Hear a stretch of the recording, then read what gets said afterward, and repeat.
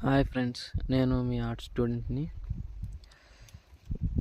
ఇదివరకే మన తెలంగాణ ప్రభుత్వం కండక్టర్ నోటిఫికేషన్ రిలీజ్ చేయడానికి సిద్ధమవుతున్నట్టు మనకు సమాచారం ఉంది.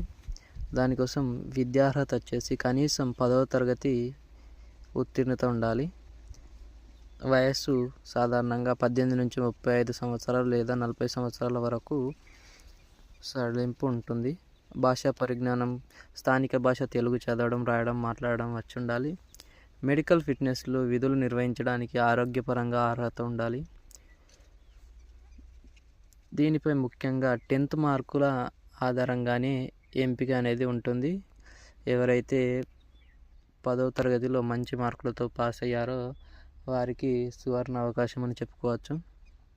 ఇది 10th బేస్డ్ జాబ్సే.